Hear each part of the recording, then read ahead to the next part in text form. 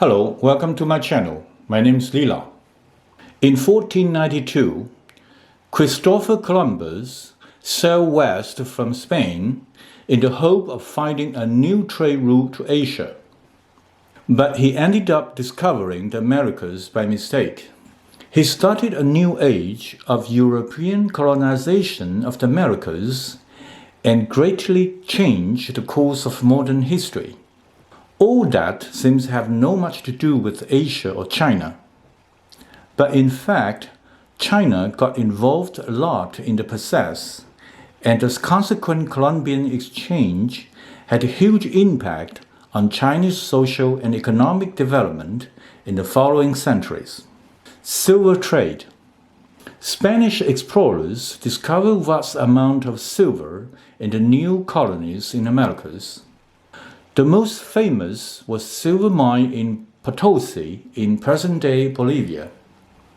Potosi's deposits were very rich, and the mining cost extremely low.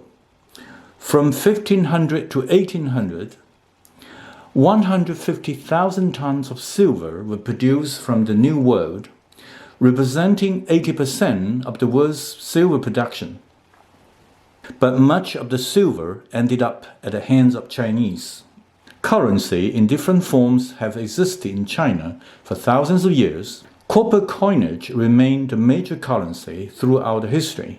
In 9th century, paper money was invented to replace the heavy copper coins. But the consequent undisciplined money printing caused hyperinflation. At the end, people lost confidence in paper money. They started to search for a new form of currency.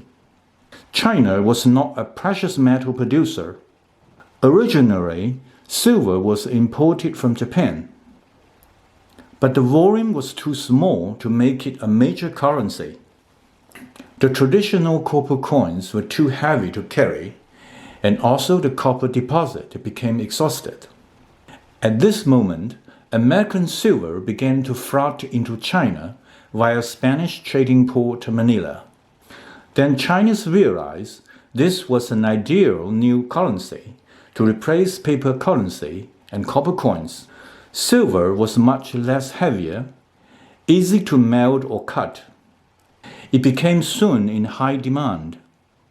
It attracted European businessmen to bring into China huge quantity of silver to purchase Chinese exotic commodities as well as gold. They could buy 1 ounce gold with the 6 ounce silver in China and resell the 1 ounce gold for 12 ounces of silver in Europe.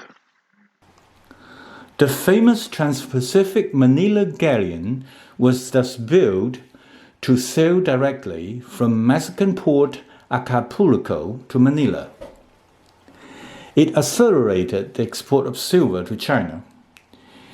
It was estimated at least 40% of the American silver had its ultimate destination in China. It helped Ming China to establish silver as predominant official currency. The emperors ordered taxes could only be paid in silver. Most of the transactions were done in silver as well. It contributed to the economic prosperity during Ming and Qing dynasties. Silver remained the major currency in China till as late as the 1940s. New crops. With the discovery of Americas, a widespread transfer of plants, animals, and even diseases happened between the Americas and the Old World. It is known as Columbian exchange. China has faced the food shortage problem since its birth. Famine happened every year. Chinese population never crossed the threshold of the 100 million before 18th century. It was very hard to expand their arable land because traditional crops like rice and wheat required better soil and irrigation. In 17th century, some new crops native to Americas, such as sweet potato, corn, peanut, were introduced into China via Manila, Philippines. These crops are easy to grow. Chinese farmers started to turn mountain hills into terraces to grow these crops.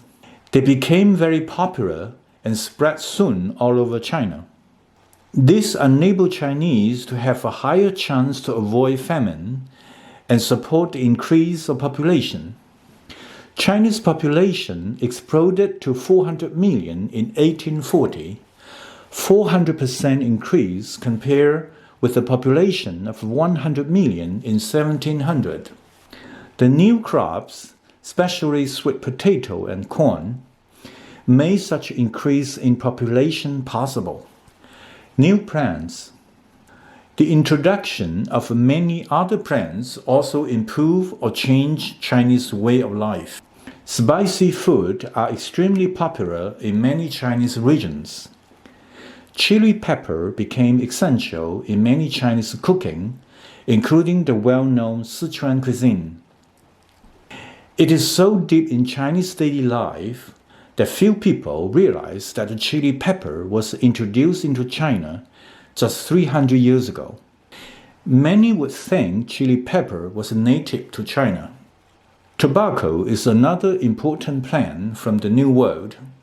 It gained popularity in China very soon after it entered China. Despite repeated government anti-smoking campaigns, but even today, there are still 350 million smokers in China. The tax revenue from the tobacco industry reached $156 billion every year, representing 8% of the total tax revenue of the Chinese government. The globalization actually began earlier than we thought, didn't it? Thank you for watching. See you next time.